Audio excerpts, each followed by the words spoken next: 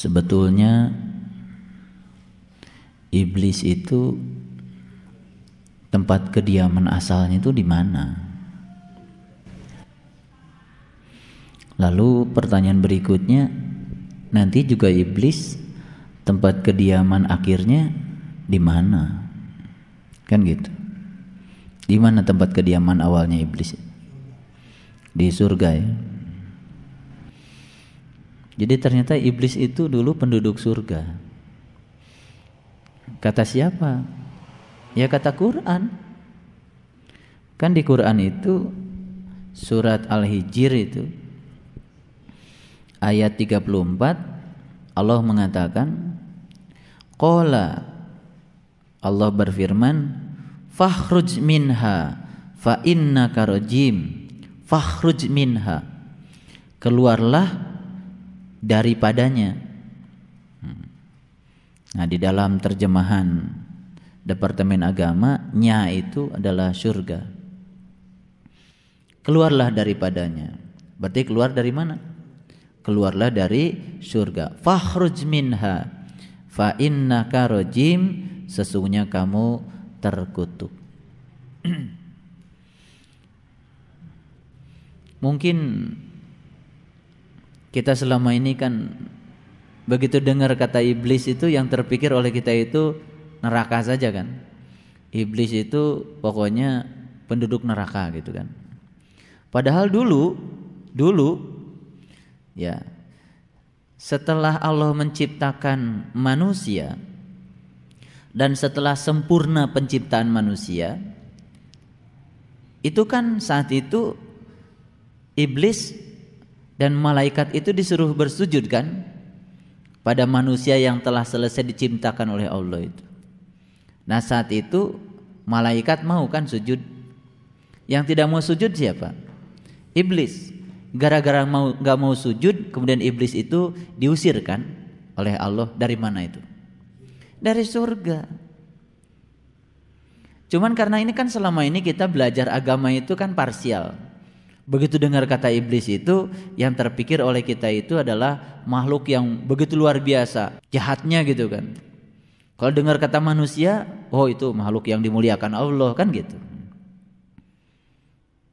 Kalau dengar kata malaikat, oh itu makhluk yang ya tidak pernah berbuat dosa gitu kan, karena tidak punya nafsu katanya malaikat. Betul nggak? Nah, padahal sebetulnya malaikat dan iblis itu include di dalam diri manusia. Ini yang kemudian dipahami secara parsial, dan itu yang kemudian menjadi sangat berbahaya. Kalau kita dengar kata iblis, yang terpikir oleh kita adalah makhluk yang terkutuk, ya kan? Makhluk yang tersesat kan gitu.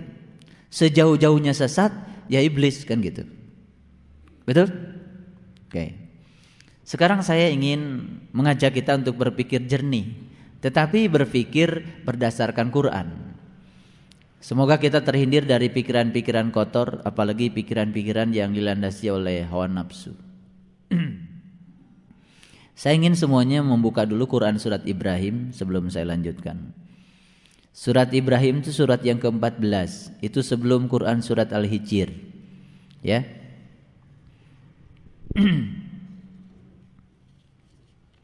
Sudah ketemu?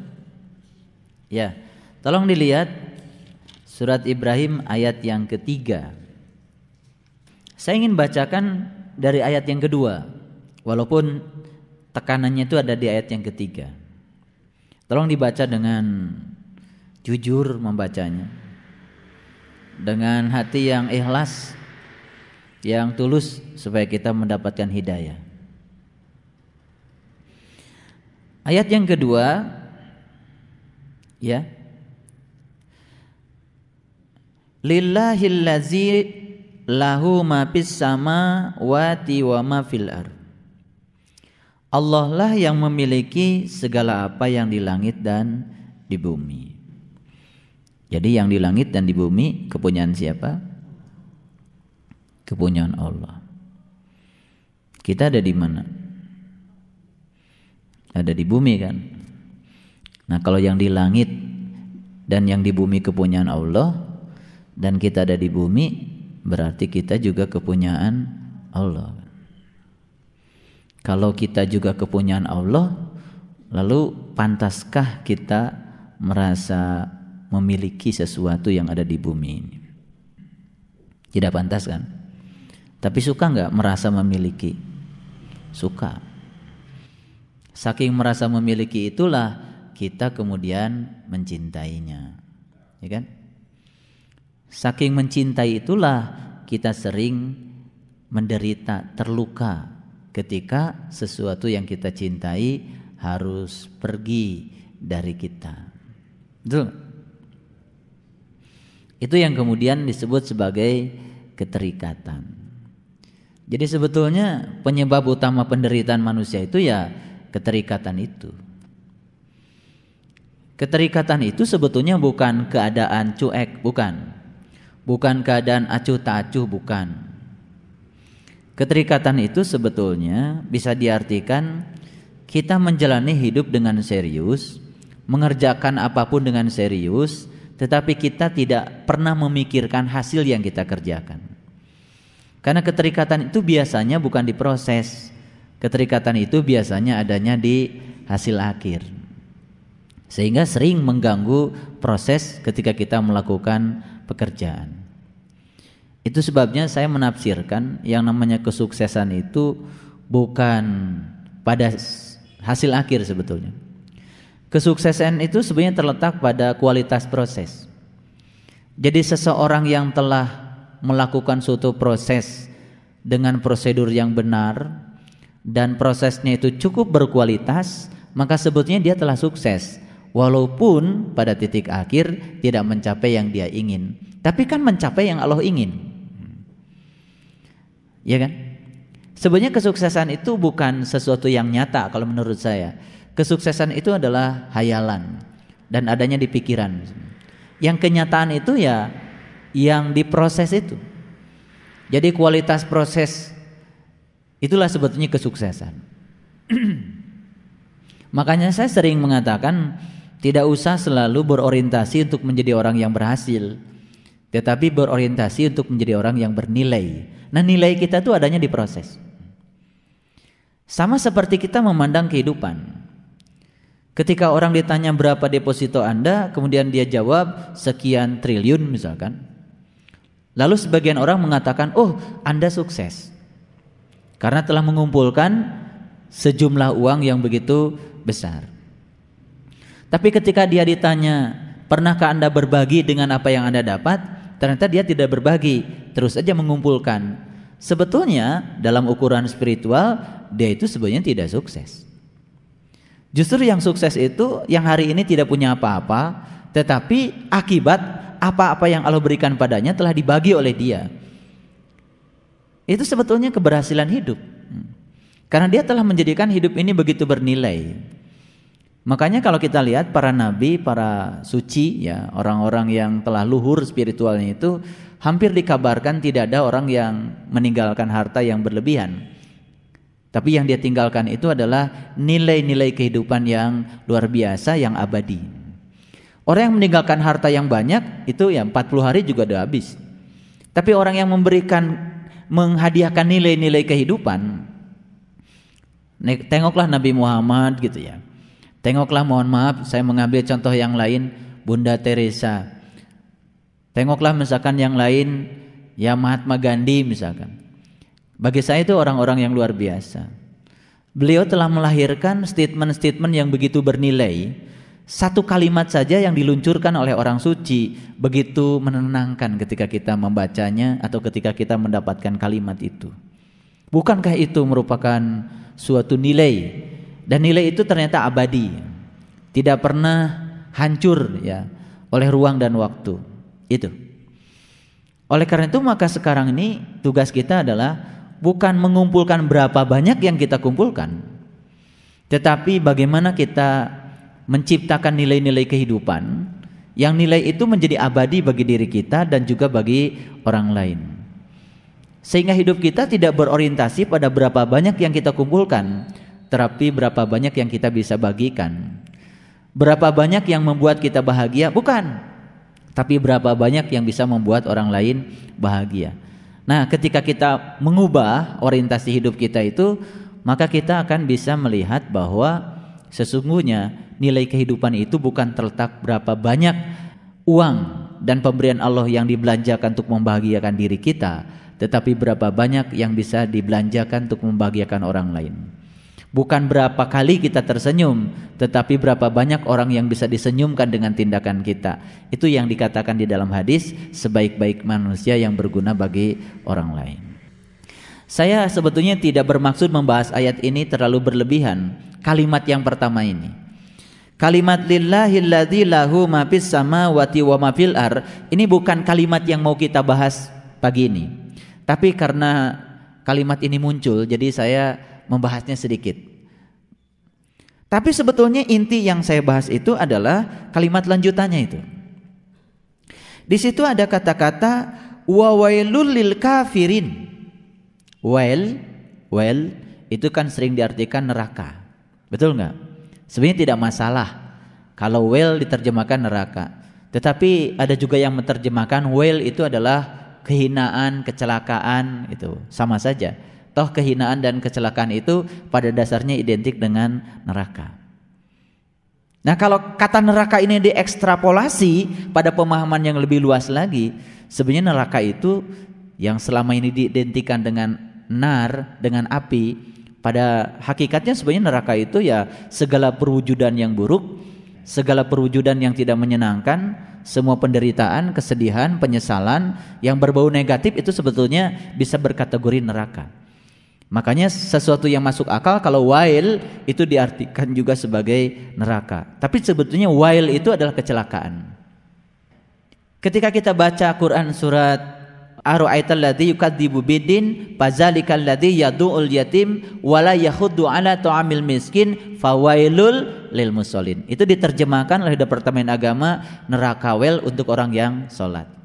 Tapi sebetulnya lebih pas, lebih universal sebetulnya kalau diartikan kecelakaanlah bagi orang yang sholat. Apa sih kecelakaannya bagi orang yang sholat? Kok yang sholat celaka gitu? Celakanya itu ketika dia merasa sudah sholat. Kecelakanya itu ketika dia merasa sudah mengabdikan diri kepada Allah. Kecelakanya itu dia merasa dirinya sudah soleh, padahal sebenarnya dia belum sholat. Dia belum mengabdikan diri kepada Allah. Sholatnya itu hanya sibuk memikirkan yang dia tahu, yaitu urusan-urusan duniawinya. Itu yang menyebabkan dia celaka. Gitu. Sebenarnya di dunia juga kecelakaannya sudah kelihatan, apalagi kelak di akhirat. Nah, saya lebih pas, lebih senang mengartikan wa wailul lil kafirin, kecelakaan bagi orang-orang yang tertutup. Ya, tertutup penglihatan kolbunya. Kenapa? Ya. Min azabin syadid. Nah, di sini ada kata-kata karena siksaan yang sangat pedih. Nah, biasanya kalau dengar kata-kata siksaan yang sangat pedih, lalu pikiran kita kan neraka. Dan neraka itu katanya nanti kan gitu. Padahal sebetulnya kecelakaan itu sudah ada sekarang. Kecelakaan itu sudah ada sekarang. Yang wujudnya itu adalah penderitaan batin, penderitaan jiwa. Cuman penderitaan jiwa ini sekarang ini masih ada kompensasinya, karena dia masih mendapatkan seolah-olah kebahagiaan-kebahagiaan yang non jiwa, yang disebut dengan kebahagiaan dunia, kan gitu.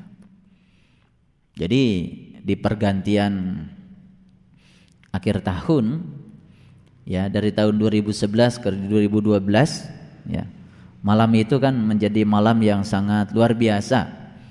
Sehingga setiap orang itu merayakannya dengan upacara-upacara yang pada dasarnya sebetulnya tidak menimbulkan nilai. Jadi semua kota kabupaten itu saya dengar menginvestasikan uang ratusan juta untuk melakukan suatu upacara, mengumpulkan masyarakat untuk hiburan di balai-balai kota. Ya, ada karaokean, ada bakar petasan, ada bakar kembang api. Dan itu ternyata jumlahnya itu ratusan juta. Jadi kalau satu kota kabupaten saja kecil-kecilan untuk acara itu 500 juta, itu kecilnya ya, kecilnya. Kalau saya baca di koran itu sampai miliaran. Ya, itu di seluruh Indonesia berapa kota kabupaten yang pada saat yang sama membakar kembang api dan petasan untuk merayakan pergantian tahun. Bukan muhasabah, bukan mengevaluasi diri apa yang kita lakukan tahun kemarin, tindakan apa yang kita ciptakan, kita imajinasikan untuk membangun tahun depan menjadi lebih baik. Subhanallah. Jadi kemarin di Jambi dan Padang itu berkumpul jemaah kita, semuanya di situ, dan juga dari berbagai elemen masyarakat. Saya memulai untuk wirid agung itu jam 10 malam. Dan setelah jam 12, begitu pas jam 12 itu pas ketika membaca kalimat la haula wala quwata illa billahil aliyil azim. Saya matikan lampu dan kemudian saya merasakan seperti ada sebuah sensasi yang luar biasa. Di saat di kiri kanan saya mendengar suara petasan dan kembang api yang bergemuruh seantero Sumatera Barat. Kemudian semua kita melantunkan kalimat yang indah, la haula wala quwata illa billahil aliyil azim. Dan kemudian semua sajak muhasabah, dan saat itu semuanya menangis histeris karena ternyata di saat kita pasrah total kepada Allah, Allah membukakan pintu kolbu kita luar biasa, dan semua orang yang hadir di situ menyaksikan ruangan gelap itu penuh dengan bintang-bintang. Subhanallah. Kalau saya cerita itu merinding ya, karena itu setelah selesai acara kemudian mereka sharing semuanya dan luar biasa. Ya, saya bilang mudah-mudahan ya wirid kita ini menjadi pasak biar bumi ini tetap beredar stabil di tempatnya di saat semua orang melakukan tindakan-tindakan yang mengurangi kestabilan bumi ini. Dan bumi ini kalau sudah tergelincir dari peredarannya ya itulah ya kehancuran. Jadi siksaan yang sangat pedih ini oleh orang-orang yang tertutup penglihatan batinnya itu tidak terasa.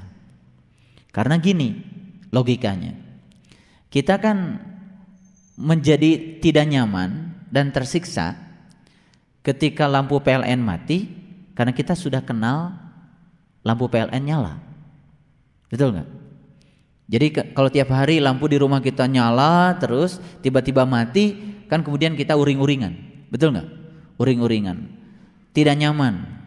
Mau ngecas HP nggak bisa, ya kan? Mau nyalakan microwave nggak bisa, karena selama ini kan kita dimanjakan oleh listrik. Mau nyalakan TV nggak bisa, ya kan? Semua aktivitas di rumah mati. Padahal dulu juga kan kita asalnya tidak bergantung pada listrik.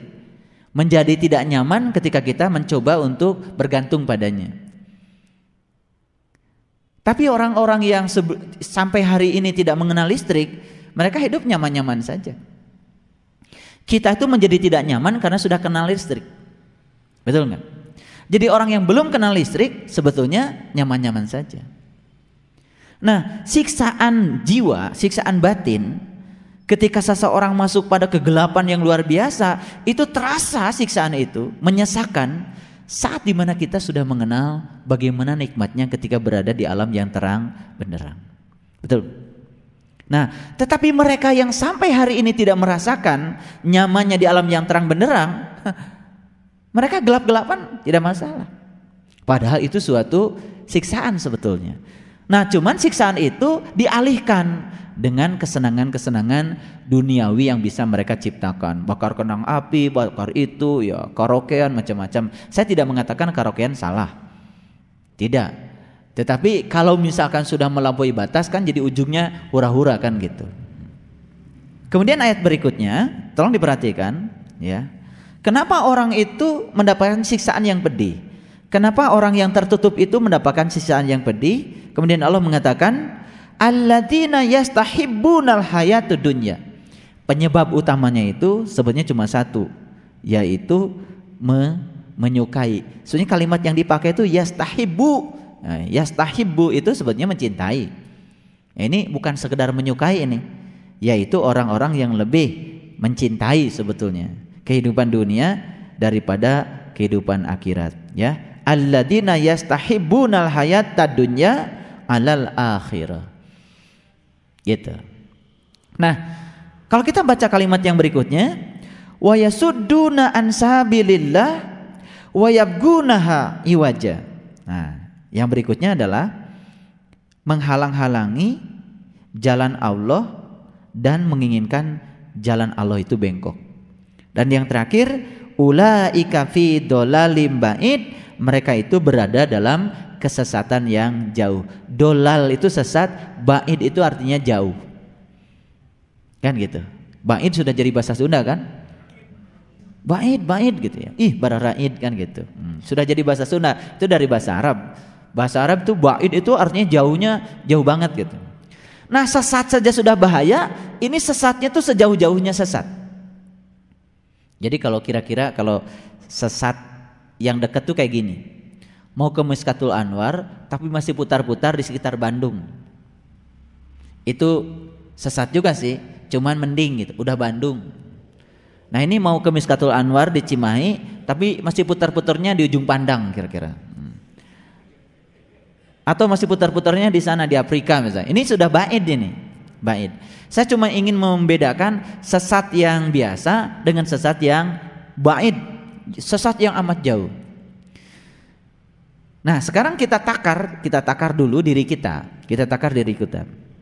Ternyata di ayat ini dikatakan orang-orang yang mencintai kehidupan dunia lebih daripada kehidupan akhirat, satu, itu saja sudah termasuk sesat yang sejauh-jauhnya sesat. Ya, kalau kita menakar semuanya, ayat ini diterapkan pada kehidupan kita, siapa di dunia yang tidak sesat? Kalau sesat itu salah satu cirinya adalah mencintai kehidupan dunia lebih daripada kehidupan akhirat, siapa di dunia yang tidak sesat? Betul nggak? Ini Quran. Salah satu ciri sesat yang sejauh-jauhnya sesat adalah orang yang mencintai kehidupan dunia melampaui kehidupan akhirat. Saking cintanya pada dunia, selama dia mendapatkan kebahagiaan jasmania, siksaan ruhaniyah yang azabin syadid nggak kerasa. Sebetulnya siksaan Allah pada wilayah ruhaniyah itu hanya akan dirasakan oleh orang-orang yang sudah mengenyam kehidupan ruhaniyah itu kayak apa nikmatnya. Ketika tidak mendapatkannya baru dia akan tersiksa. Yang belum mendapatkannya tidak merasa tersiksa. Makanya ya, ini bedanya antara orang yang tertutup dengan orang yang terbuka.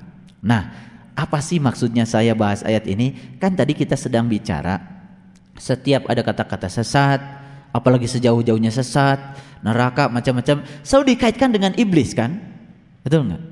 Nah, sekarang saya mau tanya, sebenarnya iblis itu sebenarnya siapa? Dulu pernah di surga kok. Betul nggak?